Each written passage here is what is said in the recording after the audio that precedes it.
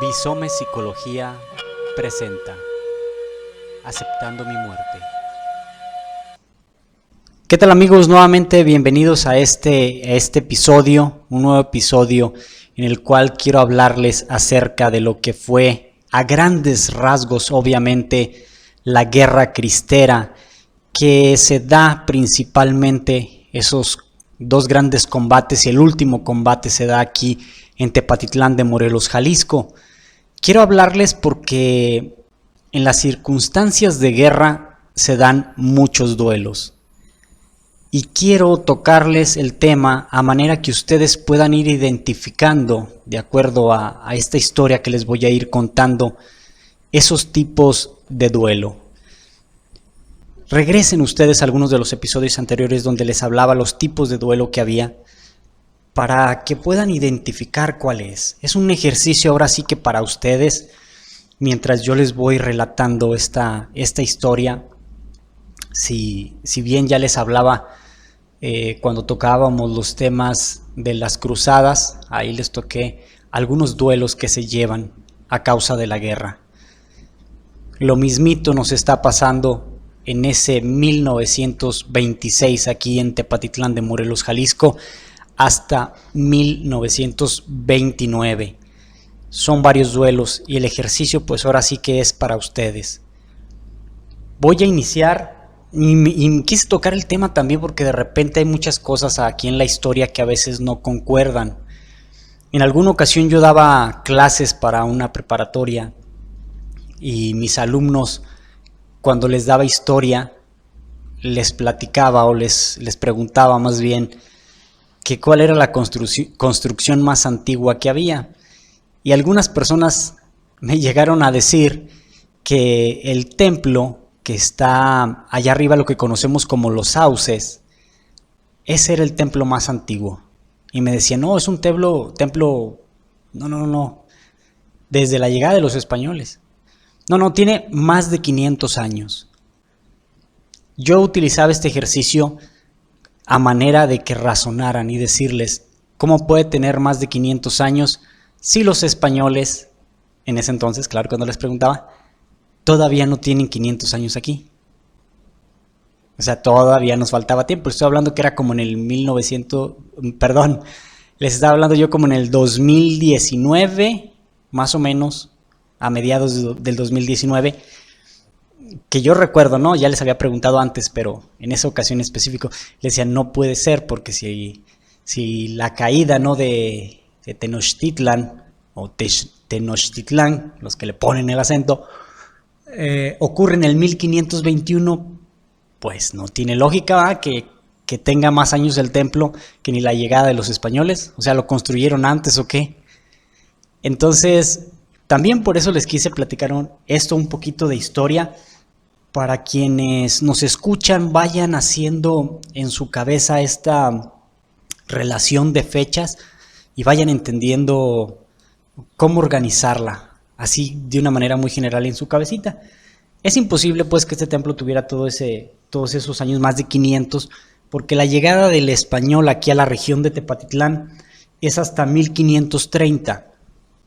Se establecen en la parte de arriba porque los habitantes de aquí no les dieron chance de entrar.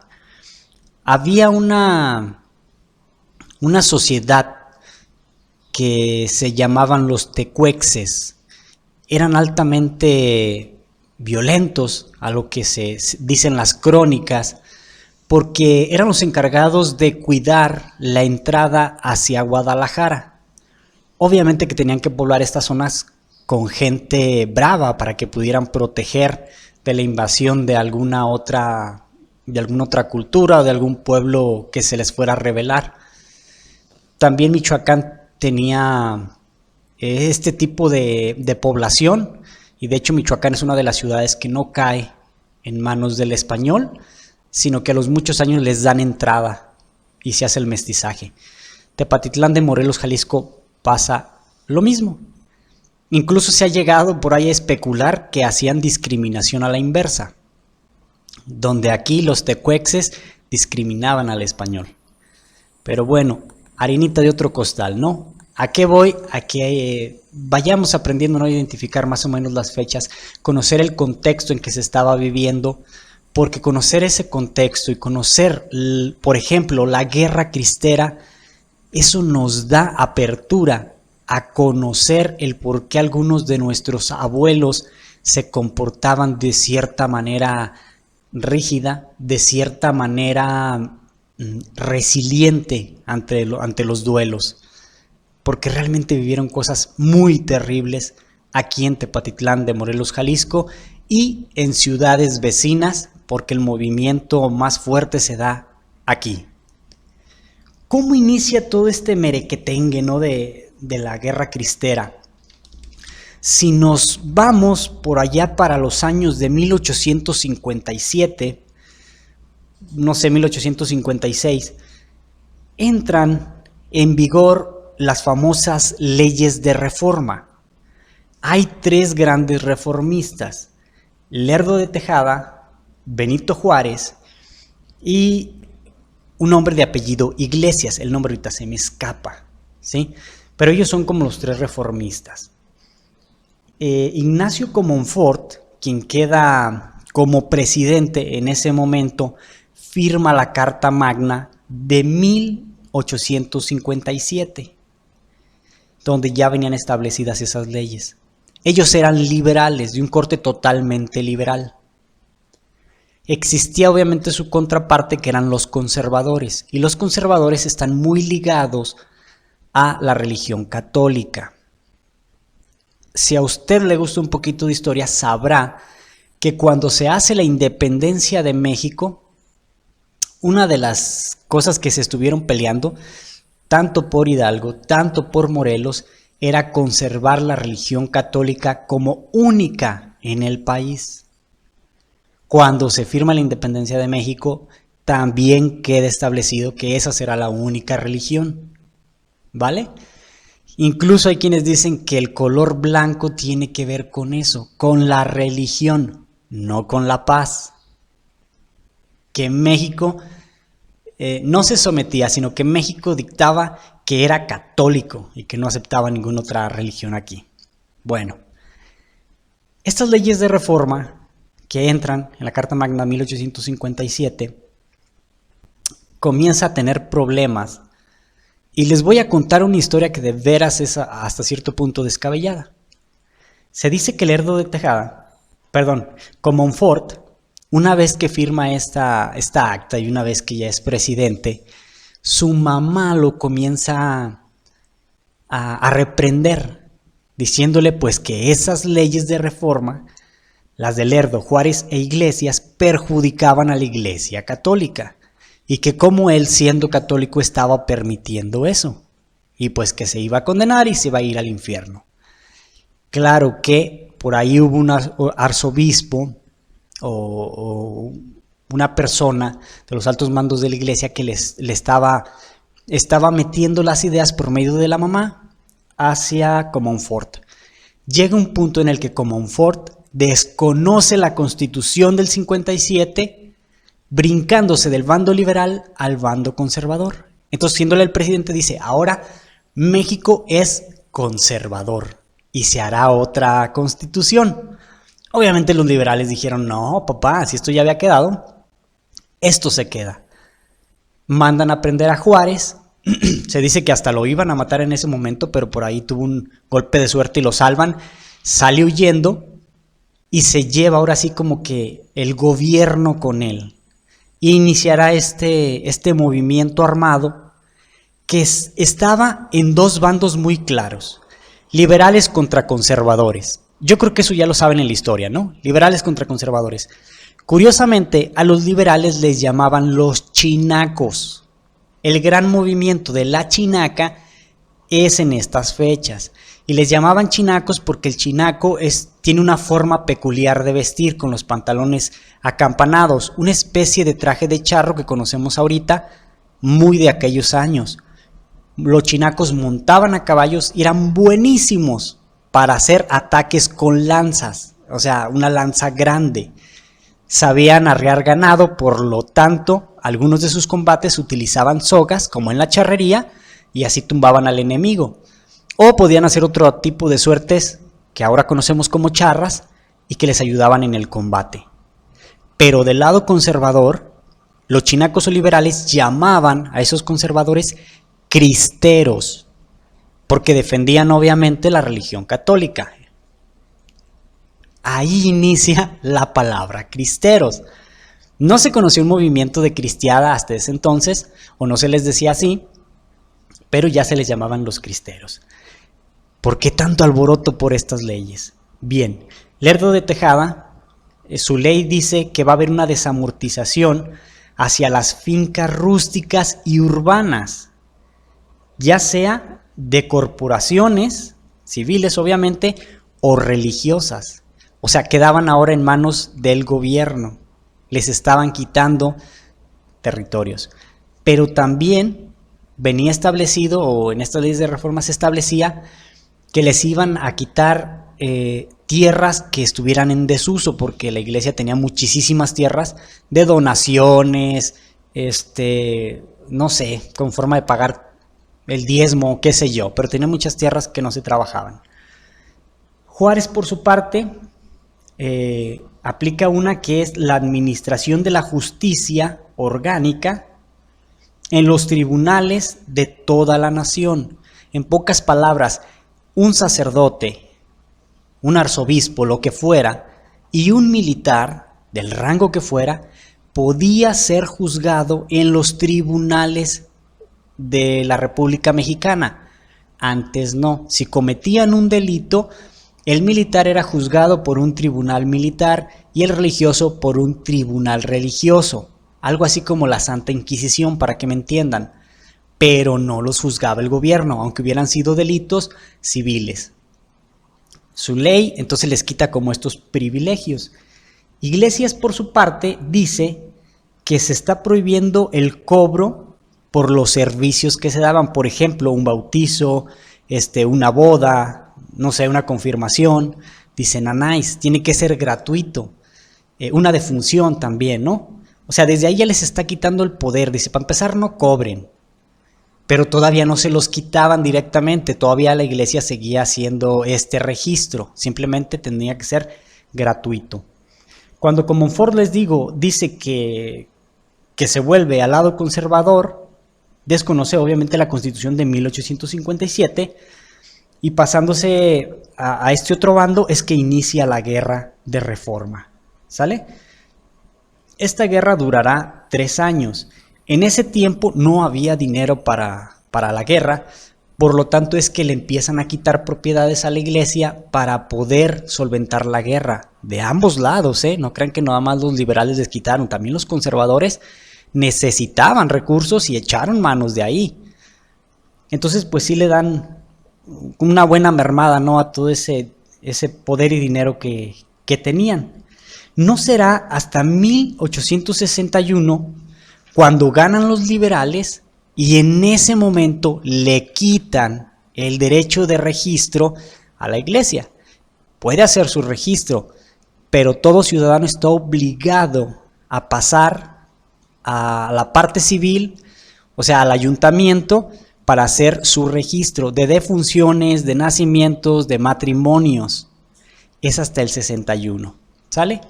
Luego, como sabemos, pues ya vendrá esta intervención francesa, porque los mismos conservadores, al verse perdidos, mandan llamar a un emperador, que es Maximiliano de Habsburgo, y se iniciará otra guerra, en la cual la primera batalla es la que celebramos el 5 de mayo, donde Zaragoza les gana.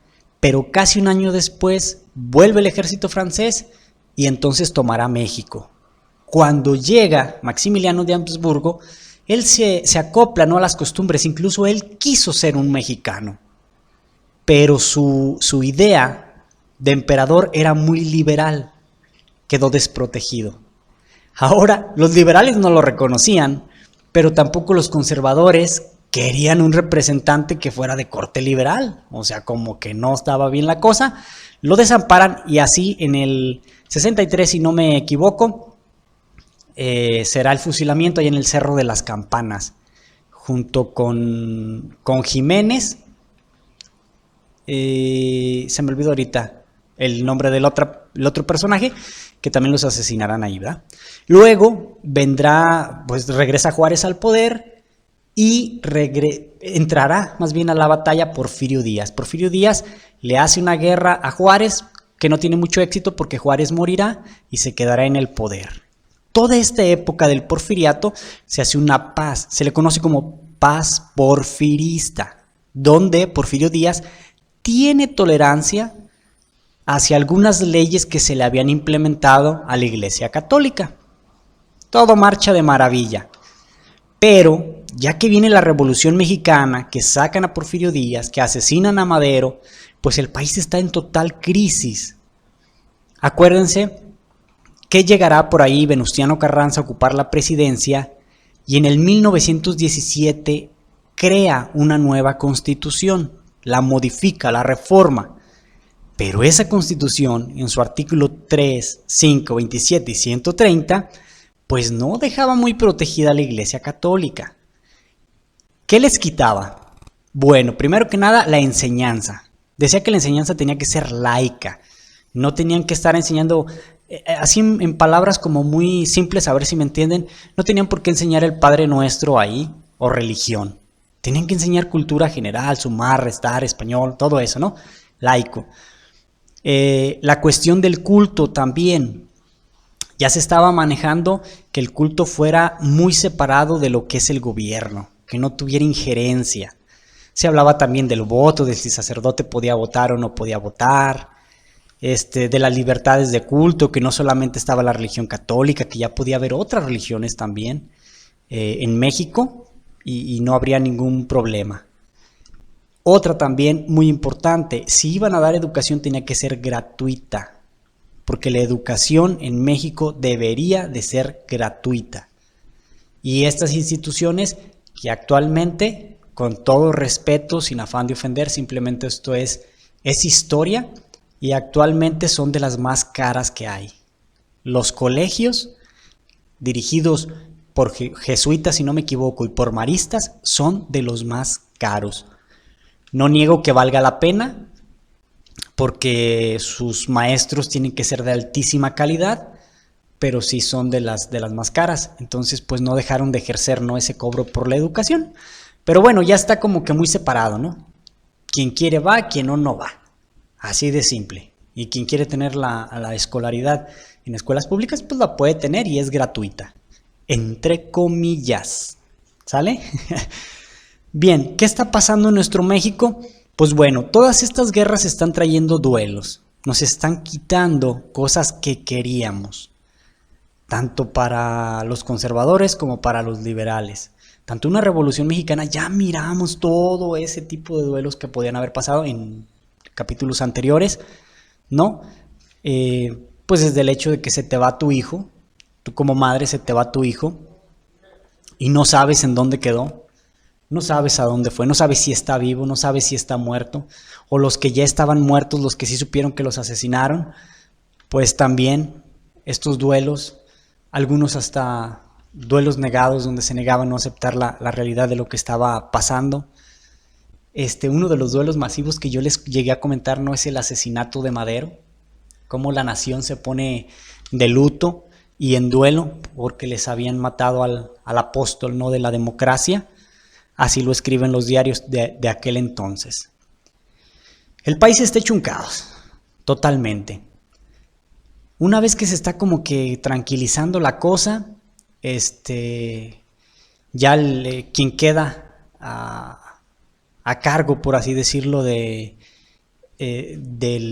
país será Álvaro Obregón, y se dice que la revolución acaba con la llegada de Álvaro Obregón.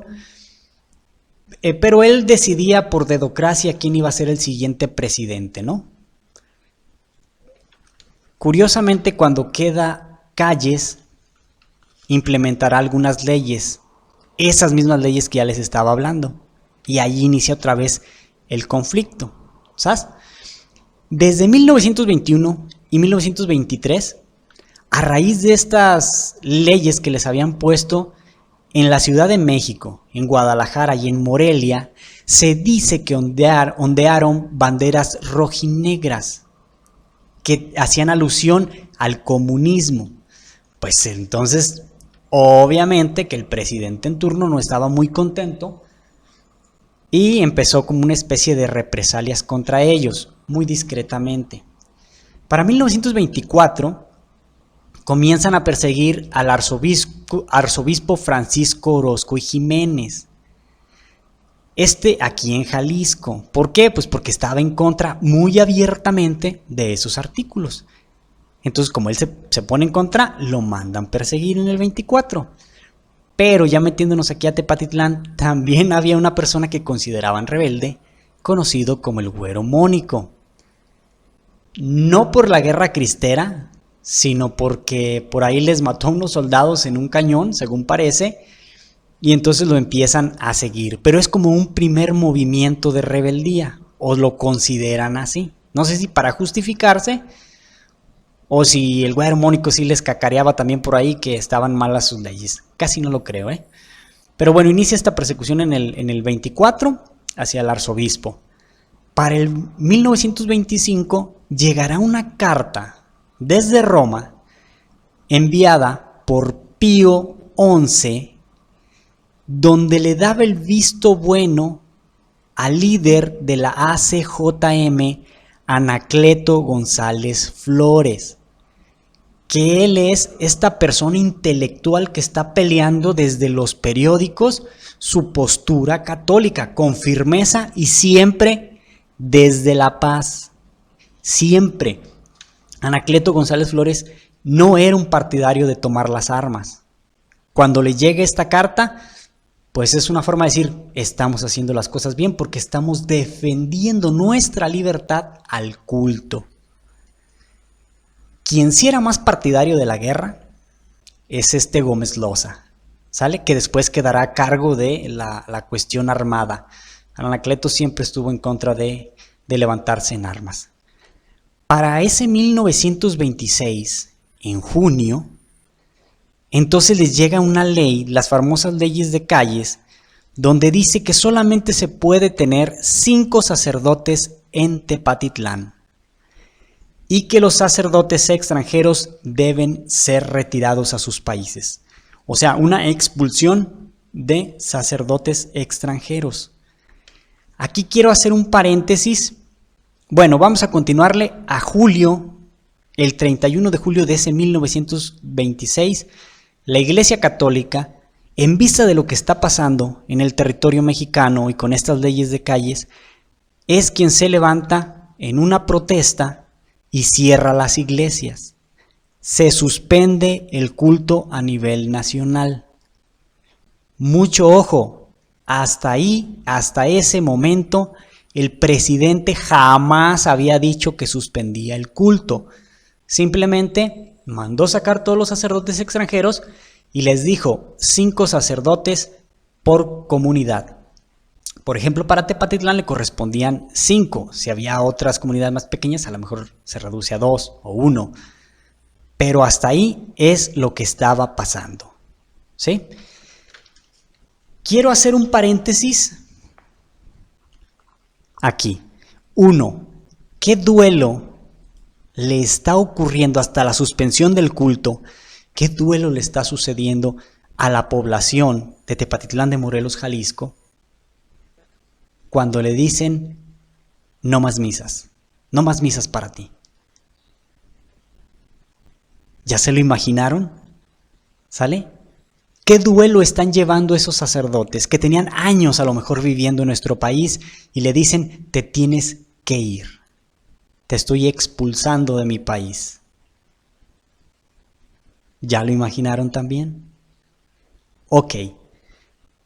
Este segundo paréntesis. Se dice, o lo que he leído, es que Plutarco Elías Calles tenía una idea muy complicada, pero que quería hacerla, pensando de esta manera.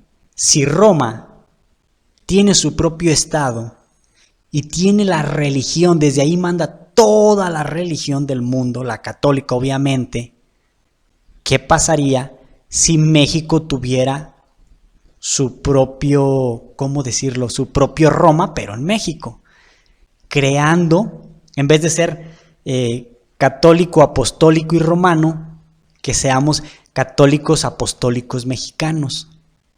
Y tengo en el poder las dos de las tres cosas por las que un ser humano puede hacer la guerra o puede defender a muerte un lugar. La religión, por el hambre y por el nacionalismo. Prácticamente él iba a tener dos, el nacionalismo y la religión. Porque si él creaba, y hasta donde yo recuerdo haber leído, sí creó esta iglesia católica mexicana, o para que me lo entiendan más, apostólica mexicana, donde ahora él quería tener esta especie de poder igualitario que Pío XI, porque Pío XI es como el presidente y a la vez el jefe de la religión allá. No sé qué tan cierto sea, lo leí en un artículo, me suena más o menos lógico por todo el movimiento que hizo. Entonces ahora él iba a tener este liderazgo, tanto religioso como político. ¿Será verdad? ¿Serán mentiras? ¿Está escrito por ahí en algún artículo? Ahí luego se los hago saber.